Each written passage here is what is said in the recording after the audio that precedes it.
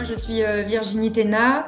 Donc, j'ai une formation comptable initiale. J'ai passé un DCG, à la suite de quoi j'ai travaillé pendant 15 ans en cabinet d'expertise comptable.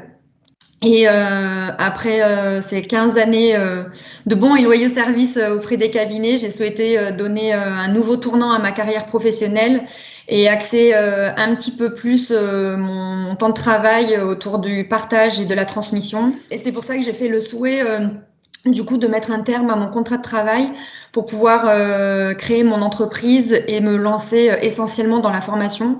Donc actuellement, je ne fais plus que ça. Donc je suis formatrice freelance. J'interviens pour différents centres de formation et du coup, je fais des formations en comptabilité évidemment et aussi sur tous les outils bureautiques puisque malgré tout, dans nos métiers, on est amené à les utiliser en force. Donc voilà, ça me permet d'élargir un petit peu mes compétences et puis d'intervenir sur plusieurs domaines d'activité. Donc, je trouve ça très intéressant.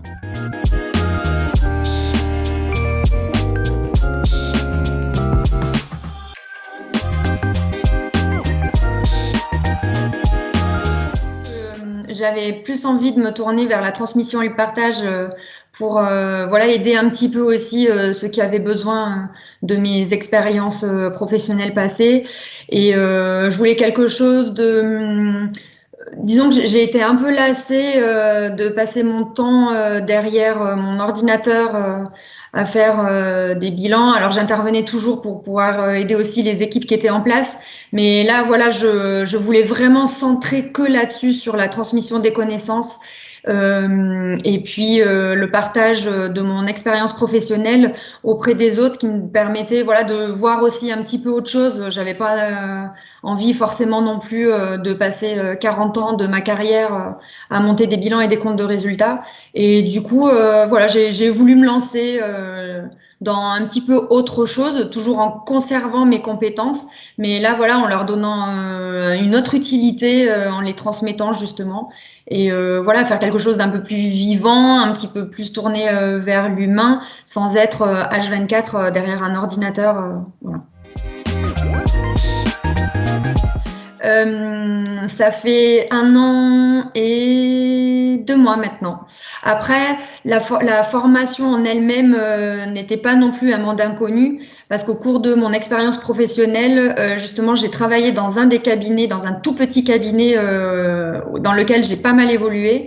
Et justement, comme il était tout petit, c'était cette compétence-là m'avait été allouée, où au final, c'était moi qui devais prendre en charge la formation des alternants et des nouveaux collaborateurs et aussi des stagiaires qui pouvaient être amenés au cabinet. Et du coup, ben voilà, au bout d'un moment, je me suis dit, ça me plaisait beaucoup et j'ai voulu du coup vraiment l'axer à 100% que là-dessus en fait. Voilà, quand j'ai souhaité refaire cette reconversion professionnelle-là, je partais pas non plus dans l'inconnu parce qu'au final, c'était quelque chose que j'avais déjà fait en interne, certes, et je le faisais pas à 100% de mon temps de travail. Voilà. Donc là, c'était juste voilà, toute la partie application technique, je ne l'avais plus. Et voilà, je réorientais vraiment que sur, je réorientais ma carrière professionnelle que sur l'échange et la transmission.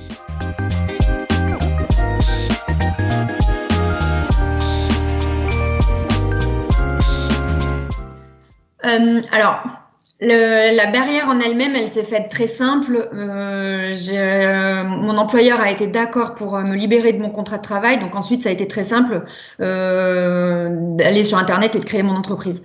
Là où j'ai été le plus bloquée, c'est surtout pour pouvoir justement me faire connaître et en tant que débutant malgré tout, en tant que formateur freelance, justement de laisser les centres de formation me laisser ma chance. Et parfois, c'est un peu le problème que l'on a en France. Je n'ai pas de diplôme en tant que formatrice, ça n'existe pas. Et du coup, ben voilà, on me demandait mes diplômes de formateur. Bon, je n'en ai pas. Donc voilà, j'étais riche de 15 années d'expérience, mais du coup, il y en a certains qui ne m'ont jamais répondu à cause de ça. Et voilà, donc c'est toujours le problème que l'on a, je trouve, en France, c'est que il faut un petit temps avant de laisser la chance aux personnes parfois de montrer ce qu'elles valent et de montrer leurs compétences. Donc parfois, ça a pu être un frein, parfois non, puisque j'ai quand même pu démarrer, lancer mon commercial et puis démarrer. Je travaille maintenant avec 3 voire 4 centres de formation de manière très récurrente. Ils m'ont fait confiance. La collaboration se passe vraiment très très bien. Et du coup, je vis très correctement de ce que je fais et c'est très bien. Je suis vraiment ravie de ce qui s'est passé. Il y a toujours certaines difficultés parce que c'est la première année, c'est toujours compliqué. Donc, il faut s'adapter aussi à chacune des demandes de chacun des centres de formation. Personne ne travaille de la même manière.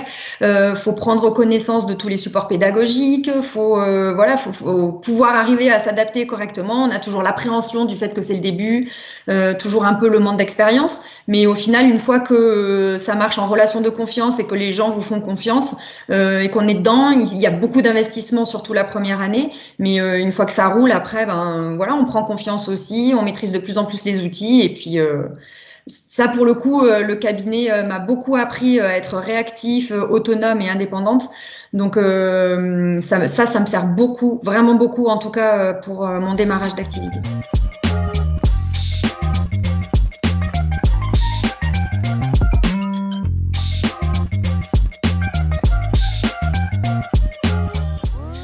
En fait, ça dépend des centres de formation.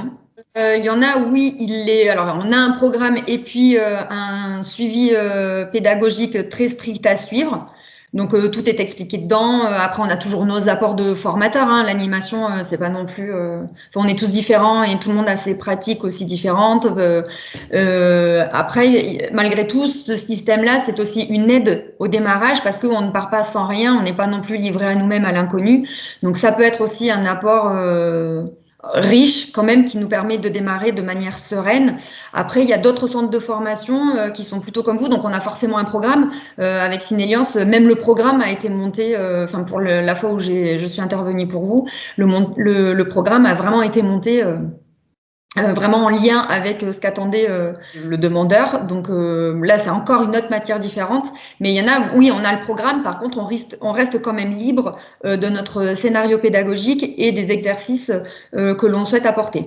Je sais, je vois comment ça fonctionne. Alors au début, il y a toujours beaucoup d'appréhension, mais au final, ça se fait. Il faut juste s'adapter. Après, il y a quand même des thèmes qui sont quand même récurrents, donc on part pas non plus. C'est pas de l'inconnu à chaque fois, mais je pense que ce n'est qu'une question d'adaptabilité. Et à partir du moment où on sait ce que l'on fait, qu'on a les connaissances. Après, c'est qu'une question d'adaptation et d'apprentissage. Donc, en amont, je m'entraîne, je réapprends les supports. Des fois, je parle à un nounours ou à un ordinateur, pour essayer de m'entraîner et de me réadapter, du coup, puisque c'est ça qui fait aussi, qu'il faut qu'on réponde à la demande de chacun. Après, c'est sûr que Syneliance est essentiellement axé sur le cours particulier, grosso modo. Donc là, oui, évidemment, c'est compliqué d'avoir un programme type puisque le besoin sera forcément complètement différent. On ne rentre pas dans un moule. Le client prend quelques points d'un programme, mais ensuite, il veut peut-être en voir d'autres ou enrichir sur autre chose. Et c'est l'objectif du cours particulier. C'est que, grosso modo, il rentre pas dans le moule qui est proposé, tout doit être adapté à lui. Évidemment, ce genre de choses ne peut pas être mis en place lorsqu'on confronte plusieurs entreprises au sein d'une même formation ou même lorsque au sein d'une entreprise, il y a plusieurs personnes en même temps à former parce que, évidemment, chaque personne n'aura pas forcément le même besoin en fonction de son poste actuel et de ses évolutions de compétences. Donc, c'est deux mondes qui sont complètement différents et les offres, évidemment, ne peuvent pas être à l'identique. Ça, c'est absolument pas possible. En tout cas, pour Syneliance, j'étais intervenue vraiment que pour du cours particulier, sur une formation qui n'existait même pas. Là, évidemment, ce genre de choses, c'est impossible si elle n'envisageait pas sa formation en cours particulier, surtout que le besoin était imminent. Elle m'a contactée pour une formation la semaine d'après. Donc ça, évidemment, c'est très compliqué de gérer autrement que comme ce que l'on a fait, puisque évidemment, mettre une formation en place en une semaine, à part trouver le formateur qui est disponible déjà au bout d'une semaine, c'est compliqué. Mais donc voilà, c'est l'avantage aussi du cours particulier qui est très difficilement possible d'être mis en place lorsqu'on a des types de formations prédéfinis avec des gros groupes de 15 personnes et notamment des entreprises différentes. Ça, c'est complètement impossible.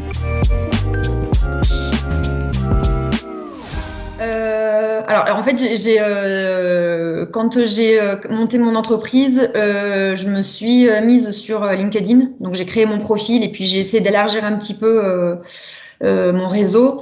Et j'ai été contactée directement par Syneliance où on m'a proposé vos services. Et du coup, on a eu une interview, voilà, pour voir si déjà si chacun pouvait correspondre aux besoins. Et au final, l'entretien s'est très très bien passé et on m'a proposé justement de créer mon profil sur la plateforme de Syneliance pour que justement moi ça puisse m'ouvrir aussi un nouveau marché et puis du coup vous pouvoir aussi répondre à mes besoins parce que moi je ne suis pas référencée Calliope.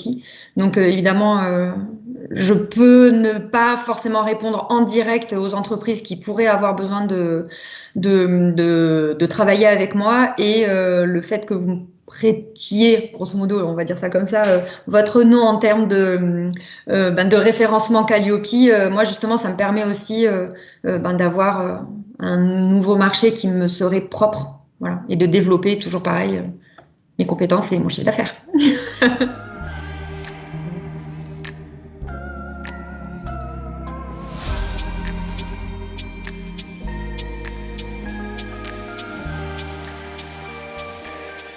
Moi, je l'ai vu comme un challenge en fait.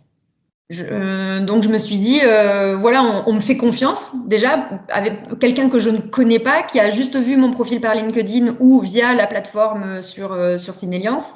La personne me dit, je suis sûre qu'on va s'entendre, je veux travailler avec vous, donc pour moi, qui n'ai pas non plus 20 ans d'expérience dans la formation, c'est plutôt très salvateur. Et puis je partais en confiance. Donc pour moi, c'était vraiment un réel challenge et je voulais me prouver que voilà, j'étais capable de le mener à bien. Et puis c'est toujours très enrichissant de partir comme ça et de se dire voilà, j'ai 1 an et demi d'expérience à 100% du coup dans cette nouvelle activité et on me contacte juste via mon réseau et au final voilà, on me fait confiance et on me demande de créer quelque chose de A à Z qui peut correspondre qui doit correspondre à ce besoin prédéfini. Et en une semaine, top chrono. C'est un très très gros challenge, mais au final, je partais quand même en confiance déjà parce que c'est quand même dans un domaine de compétences, alors que je connaissais pas forcément du coup parce que je formais pour des office managers et grosso modo, je devais apprendre un métier à quelqu'un, à une nouvelle recrue. Alors que ce métier-là, je ne le connais pas par moi-même. Alors évidemment, il y a certaines choses que je retrouvais par rapport à mon expérience de comptabilité, mais du coup, il a quand même fallu que je fasse des recherches sur Internet, que je monte un projet en fonction des attentes de chacun. Et au final, toujours pareil, j'ai beaucoup travaillé en autonomie et il a fallu aussi que je me réadapte moi et que je m'imagine du coup en train d'être à la place de cette nouvelle recrue et de se dire de quoi aura-t-elle besoin et comment je vais pouvoir monter mon support et mon programme. Et au final, challenge plutôt réussi parce que ils m'ont quand même fait de la pub sur LinkedIn et puis tout le monde a été vraiment ravi de ma prestation. Donc moi ça m'incite à le faire d'autant plus. Et puis Syneliance m'a quand même beaucoup aidé, Natacha. A bien suivi le projet, le support le programme de formation a été quasi mis en place par elle en fait. Et elle m'a beaucoup aidée au moins, alors pas dans le support évidemment, parce que les termes techniques, ça c'est moi qui m'en suis occupée, mais je veux dire sur le montage, grosso modo, du programme et sur les attentes du client, elle m'a vraiment beaucoup aidée. Donc ça pour moi, ça a été très très bénéfique aussi parce que je partais pas toute seule.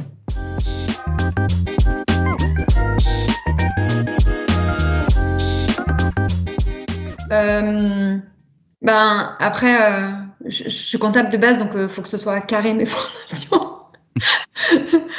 Je pars pas dans tous les sens en fait. J'ai une ligne directive auquel je me tiens. Donc même moi, voilà, j'ai mon suivi, j'ai mon propre suivi pédagogique, même quand ce sont sur mes propres formations. Donc même quand j'ai formé pour Syneliance, je m'étais dit, tu dois faire ça à tel moment, quels sont ces exercices, enfin ce genre de choses. Là, ça mérite peut-être un slide supplémentaire pour bien approfondir la notion. Donc en fait, je suis une ligne directrice. Et grosso modo, même pour mes propres formations, je suis un petit peu la méthode des centres de formation qui nous l'impose parce que je trouve que c'est une très bonne méthode de travail et ça permet de ne pas partir dans tous les sens. Donc vraiment ça, je m'y tiens. Je le fais aussi pour moi et justement, ça me permet grâce à ça aussi de pouvoir tenir mes formations, quoi. Je sais quand je dois amener mes exercices, je sais quand est-ce que je dois clôturer les exercices, tout est timé. Bon, après, c'est pas non plus timé à la minute près parce qu'il y a toujours des questions supplémentaires ou ce genre de choses qu'il faut qu'on voit. Voilà. Mais en attendant, voilà, je sais quel thème annoncer en premier, je sais pourquoi je commencerai par celui-là et pas par un autre. Voilà, tout est structuré.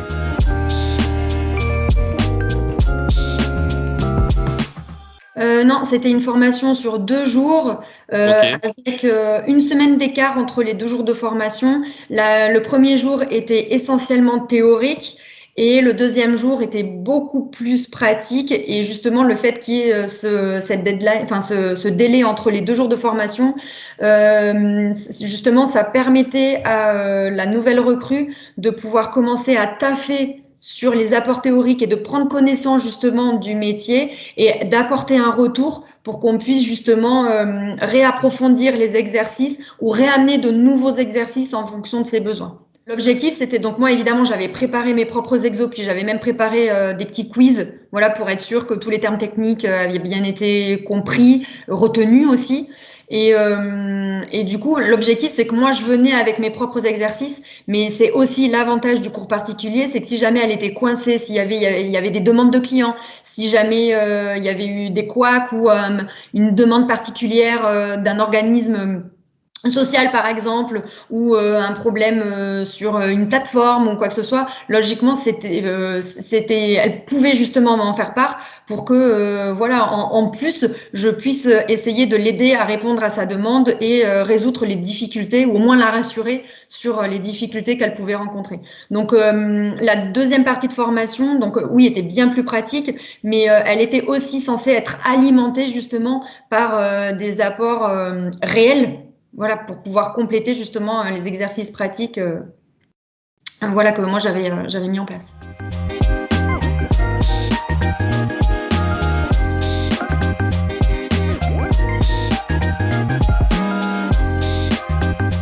Au final, c'est le principe du cours particulier. L'objectif, de toute façon, on sait très bien qu'on retient pas tout d'une formation. Donc, et en plus, si on la met pas en pratique, on en retient d'autant moins. Donc, justement, l'avantage de pouvoir échelonner aussi les dates ou de pouvoir proposer des exercices ou d'avoir un suivi après formation, justement, ça permet de l'optimiser, cette formation. Surtout qu'en plus, le cas que j'ai rencontré, c'était une personne en plus qui a vécu à l'étranger pendant un certain temps.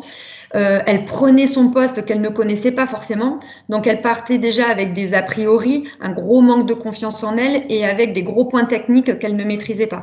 Donc l'objectif justement, ça a été de pouvoir la faire commencer son nouveau travail en confiance et sereinement, et l'objectif de formation a aussi permis ça, et l'objectif justement que on échelonne justement ma période d'intervention, ça a permis déjà de voir qu'au final pendant une semaine sans que je sois là, même la théorie elle a quand même pu la mettre en pratique et elle a pu voir en réel tous les apports que j'avais pu lui faire. Ça a aussi permis justement que les termes techniques aient pu être utilisés, ce qui fait que justement au deuxième jour ils étaient déjà maîtrisés au final. Ouais. Et puis on a pu mettre en parallèle aussi les exercices que moi j'ai proposés, puis elle s'est rendue compte qu'au final c'était conforme à ce qu'elle rencontrait aussi au quotidien. Donc du coup ça a été très interactif, c'est l'avantage.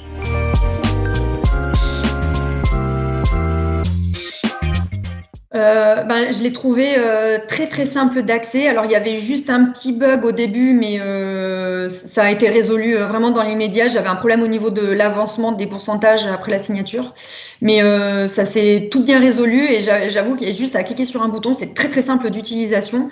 Tout se fait au même endroit. Il n'y a pas besoin d'avoir 150 outils pour émarger, signer, remettre les documents. Tout est à disposition sur la plateforme. Donc non, je trouve que c'est très bien. Enfin, il est très bien fait.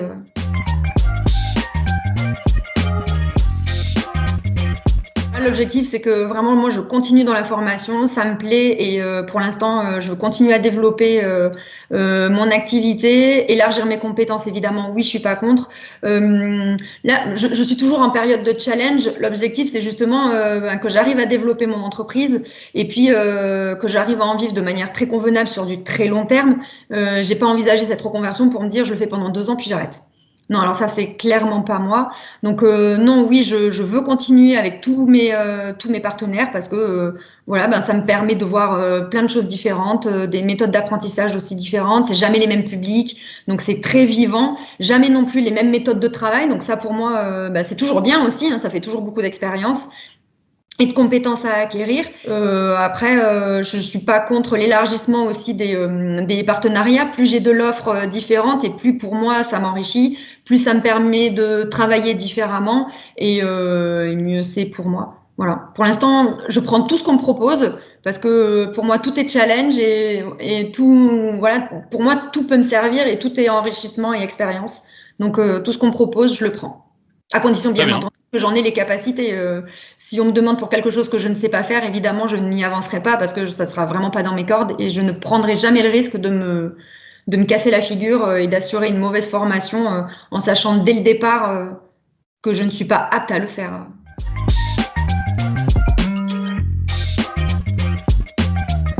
Non, j'espère juste que grâce à l'interview, justement, il y a plus de personnes qui me feront confiance et qui souhaiteront faire appel à moi du coup pour des cours particuliers en comptabilité ou voire sur des outils bureautiques. Ça, évidemment. Voilà, j'espère que voilà, ça portera ses fruits, évidemment. En tout cas, merci d'avoir accordé un peu de votre temps. Je vous remercie vous aussi de bien vouloir parler de Sénéliance et de votre expérience.